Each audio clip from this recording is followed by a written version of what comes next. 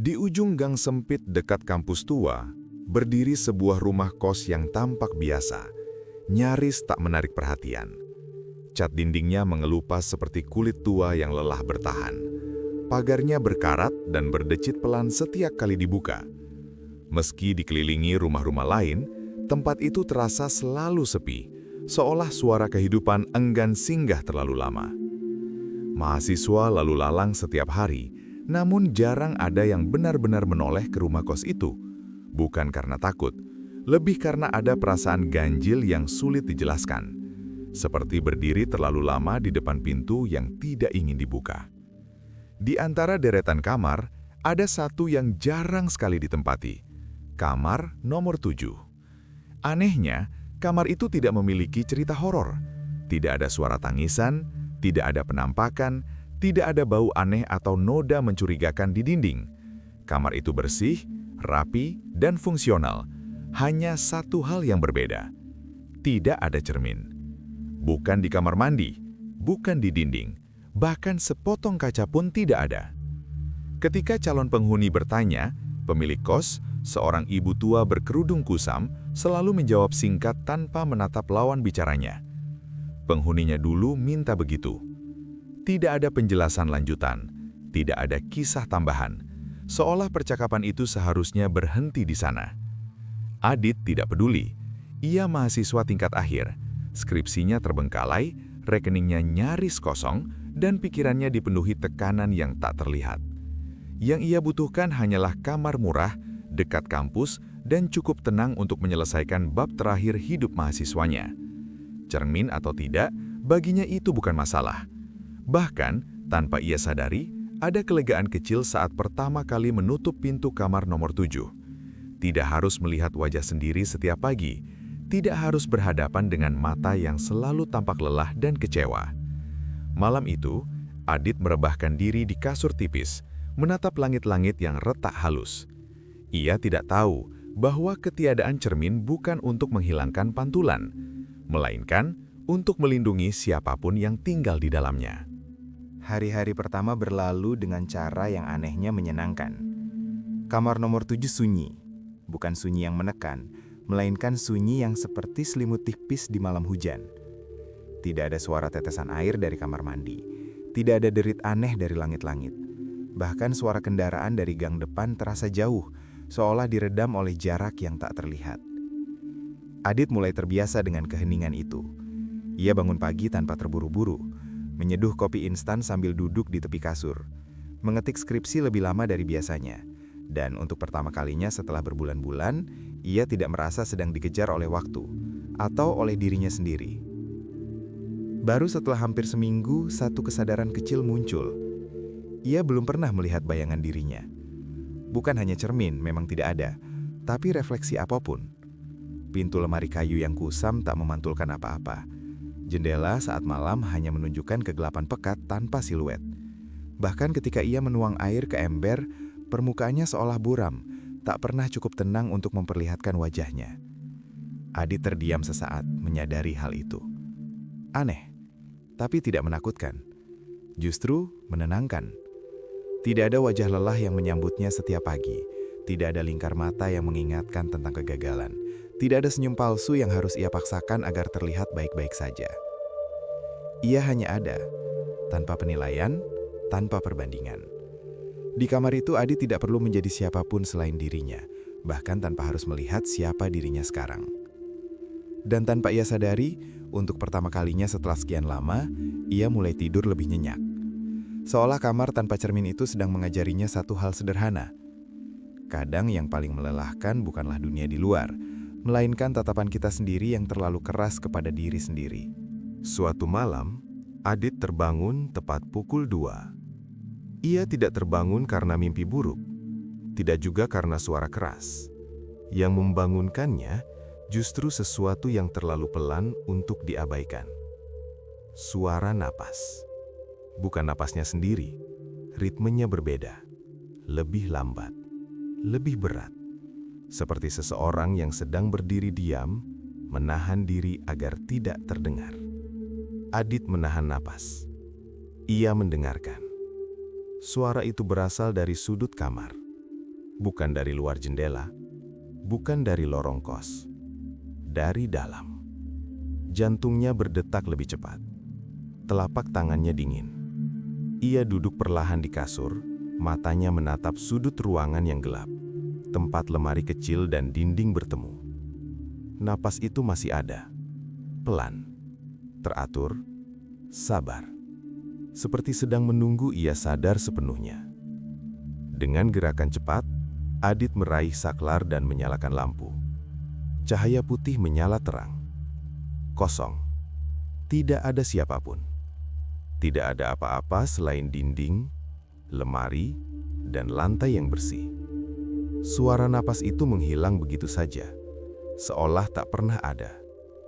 Namun ada satu hal yang membuat Adit menelan ludah. Dinding di sudut kamar itu tampak sedikit lebih gelap daripada bagian lain. Bukan bayangan biasa, lebih seperti noda samar.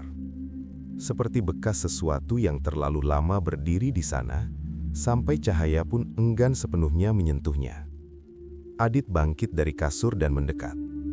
Ia menyentuh dinding itu. Dingin. Lebih dingin dari dinding lain.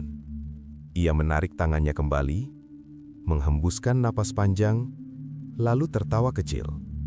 Tawa yang terdengar kosong di kamar sunyi. Mungkin capek, gumamnya lebih untuk meyakinkan diri sendiri. Adit kembali ke kasur dan mematikan lampu. Gelap menyelimuti kamar lagi. Dan meski ia mencoba tidur, ada satu perasaan yang tidak bisa ia usir. Seolah kamar itu bukan hanya tempat berlindung dari dunia luar, melainkan tempat sesuatu yang tak ingin dilihat, akhirnya merasa aman untuk bernapas. Malam berikutnya, Adit bermimpi. Ia berdiri di kamar nomor 7, kamar yang sama persis, dengan kasur tipis, meja belajar penuh kertas skripsi, dan lampu redup di langit-langit.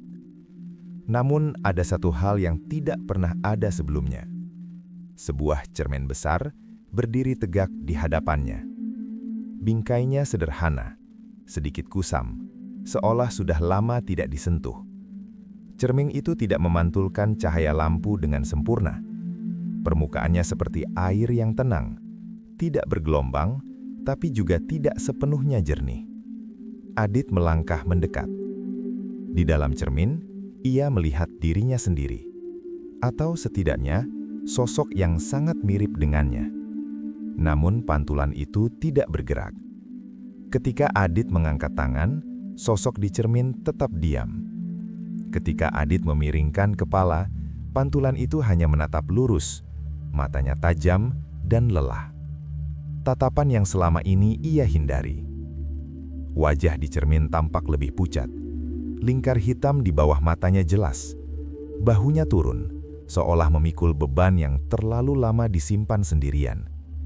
Lalu, bibir pantulan itu bergerak. Bukan mengikuti Adit, tapi berbicara padanya.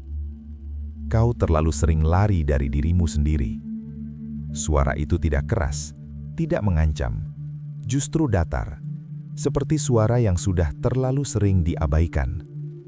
Adit ingin membantah, ingin berkata bahwa ia hanya lelah, hanya butuh waktu, hanya butuh tenang. Namun kata-kata itu tidak keluar. Pantulan itu melanjutkan, suaranya lebih pelan. Kau sembunyi dari wajahmu sendiri, karena kau takut mengaku bahwa kau capek. Cermin itu terasa semakin dekat, meski Adit tidak melangkah maju. Kau tidak rusak, lanjut suara itu. Kau hanya menunda untuk jujur. Dada Adit terasa sesak, nafasnya pendek. Ia merasa seperti sedang berdiri telanjang, bukan tanpa pakaian, tapi tanpa alasan, tanpa pembelaan. Tiba-tiba, ia terbangun. Jam di ponselnya menunjukkan pukul 2.14. Kamar gelap. Tidak ada cermin, tidak ada pantulan. Hanya suara nafasnya sendiri yang tidak beraturan. Adit duduk lama di tepi kasur menatap ruang kosong di depannya. Untuk pertama kalinya sejak menempati kamar itu, ia tidak merasa nyaman dengan ketiadaan cermin. Ia sadar sesuatu dengan perlahan, menyusup ke pikirannya seperti air meresap ke tanah kering. Selama ini, Kamar tanpa cermin bukan menghilangkan penilaian, melainkan menunda pertemuan. Dan kamar ini bukan sekadar ruang untuk bersembunyi dari dunia, melainkan tempat di mana ia perlahan dipaksa berani menghadapi dirinya sendiri. Adit akhirnya memberanikan diri bertanya pada ibu kos. Sore itu, hujan turun rintik-rintik. Ibu kos duduk di kursi kayu dekat dapur, mengupas bawang dengan gerakan lambat. Saat Adit menyebut kamar nomor 7, tangannya berhenti. Pisau diletakkan. Bawang dibiarkan. Perempuan tua itu terdiam cukup lama hingga Adit hampir mengira pertanyaannya diabaikan. Dulu, ucapnya akhirnya, lirih. Kamar itu punya cermin. Adit mengangkat kepala. Besar, lanjut ibu kos. Dipaku menghadap tempat tidur. Ia menelan ludah, lalu melanjutkan dengan suara yang lebih pelan, seolah takut didengar dinding. Penghuni sebelumnya hampir setiap malam berdiri di depan cermin itu. Adit membayangkan sosok berdiri sendirian di kamar gelap, hanya ditemani pantulan diri sendiri. Bukan buat merapikan rambut, kata ibu kos. Bukan buat bercermin seperti orang biasa. Tangannya gemetar kecil saat memegang cangkir teh. Dia cuma menatap wajahnya sendiri, lama sekali. Kadang sampai subuh, kadang sambil menangis, kadang cuma diam. Adit merasakan tenggorokannya mengering. Tidak pernah teriak, lanjut ibu kos. Tidak pernah histeris, tapi justru itu yang bikin takut. Ibu kos menatap Adit, matanya redup oleh ingatan lama. Suatu hari, dia minta semua cermin dicopot. Katanya dia tidak sanggup lagi melihat pantulan yang menatapnya balik, seolah tahu semua hal yang ia sembunyikan. Adit bertanya pelan, "Kenapa?" Ibu kos menarik nafas panjang. Sebelum pergi, dia bilang begini. Ia menirukan suara seseorang, pelan dan berat. "Aku lebih takut pada bayanganku sendiri daripada hantu." Kalimat itu menggantung di udara dapur. Adit terdiam. Ia tiba-tiba mengerti mengapa kamar tanpa cermin terasa menenangkan sekaligus ganjil. Bukan karena kamar itu kosong dari pantulan, melainkan karena pantulan adalah saksi yang jujur. Cermin tidak pernah berbohong, tidak pernah memaafkan, dan tidak pernah berpura-pura. Saat Adit kembali ke kamarnya malam itu, ia berdiri lama di tengah ruangan, tanpa cermin, tanpa bayangan. Namun untuk pertama kalinya, ia sadar sesuatu yang lebih menakutkan daripada melihat diri sendiri adalah terus hidup sambil menghindar darinya. Dan kamar nomor 7 perlahan tidak lagi terasa sebagai tempat pelarian, melainkan awal dari keberanian yang belum pernah ia miliki. Malam itu, Adit mematikan lampu kamar. Ia duduk bersila di lantai dingin, punggungnya bersandar pada dinding. Handa cahaya bulan yang masuk lewat jendela kecil, memotong lantai menjadi garis-garis pucat. Bayangannya samar, tidak utuh, seperti hidupnya akhir-akhir ini. Sunyi. Bukan sunyi yang menenangkan, tapi sunyi yang jujur. Di dalam keheningan itu, Adit akhirnya berhenti sibuk menghindar. Ia menyadari sesuatu yang selama ini ia dorong jauh ke belakang pikirannya. Selama ini, ia selalu lari. Lari dari skripsi yang tak kunjung selesai karena takut gagal, lari dari pertanyaan orang tua yang penuh harap, lari dari rasa kecewa pada dirinya sendiri yang merasa tak sekuat dulu, tak sepintar dulu, tak sepenuh janji yang pernah ia ucapkan. Tanpa cermin, ia tidak perlu melihat wajahnya setiap pagi, tidak perlu bertemu mata yang sembab, tidak perlu berhadapan dengan ekspresi kalah yang selalu ia benci. Namun, tanpa cermin juga berarti satu hal lain. Ia tak pernah benar-benar menatap dirinya sendiri. Bukan wajahnya, tapi kejujuran di baliknya. Adit menutup mata. Napasnya terdengar jelas di ruangan kosong. Untuk pertama kalinya, ia tidak menyibukkan diri dengan ponsel, musik, atau suara apapun yang bisa mengalihkan pikiran. Dan di sanalah ia bertemu dirinya sendiri. Bukan dalam bentuk bayanan, bukan dalam pantulan kaca, melainkan sebagai suara kecil di dalam dada yang selama ini ia bungkam. "Aku capek," suara itu berkata. "Bukan malas, bukan bodoh, aku cuma capek." Adit menelan ludah. Dadanya terasa hangat, lalu perih. Ia sadar, kamar tanpa cermin ini bukan hukuman, bukan pula perlindungan. Ia adalah ruang jeda, tempat seseorang berhenti menilai, berhenti membenci, dan mulai mendengarkan. Adit membuka mata, menatap ruang gelap di depannya. Untuk pertama kalinya, ia tidak takut pada bayangan yang tidak ada. Karena akhirnya, ia berani mengakui, yang paling ia hindari selama ini bukan kegagalan, bukan skripsi, bukan masa depan, melainkan dirinya sendiri. Dalam gelap kamar nomor 7, Adit tetap duduk diam. Cahaya bulan bergerak perlahan, cukup untuk membentuk bayangan samar di dinding. Tidak tajam, tidak jelas. Kepalanya buram, bahunya patah oleh sudut cahaya. Bayangan itu tidak utuh, seperti potongan diri yang belum selesai dirangkai. Adit menatapnya lama. Biasanya ia akan berpaling, mengalihkan pandangan, mencari sesuatu yang lain untuk dipikirkan. Namun malam ini ia tidak melakukannya. Bayangan itu tidak menuduhnya gagal, tidak mengingatkan tenggat waktu, tidak mengejek ketakutannya. Ia hanya ada, diam, sabar, tidak meminta apapun. Adit merasakan sesuatu yang asing tapi hangat, penerimaan. Bayangan itu bukan musuh, bukan pengingat dosa, bukan bukti kelemahan. Ia hanyalah keberadaan, tanda bahwa ia masih hidup, masih bernapas, masih di sini. Untuk pertama kalinya, Adit menyadari bahwa ia tidak harus selalu menyukai dirinya sendiri untuk bisa tetap menatap. Ia hanya perlu berhenti membenci. Ia menarik napas panjang. Dalam gelap, tanpa cermin, tanpa pantulan sempurna, Adit belajar satu hal kecil namun penting. Tidak semua yang tidak utuh perlu disembunyikan. Tidak semua ketidaksempurnaan perlu dilawan. Beberapa hanya perlu diakui dan ditemani. Dan malam itu, Adit tidak lagi berpaling. Ia duduk bersama bayangannya, bukan sebagai musuh, melainkan sebagai seseorang yang akhirnya berani menemani dirinya sendiri.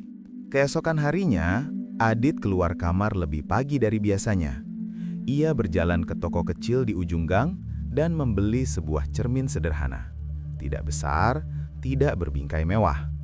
Cermin itu ringan, mudah digenggam, seperti tidak ingin menuntut apapun dari siapapun yang menatapnya. Ia tidak menggantungkannya di dinding, tidak menghadap ke tempat tidur.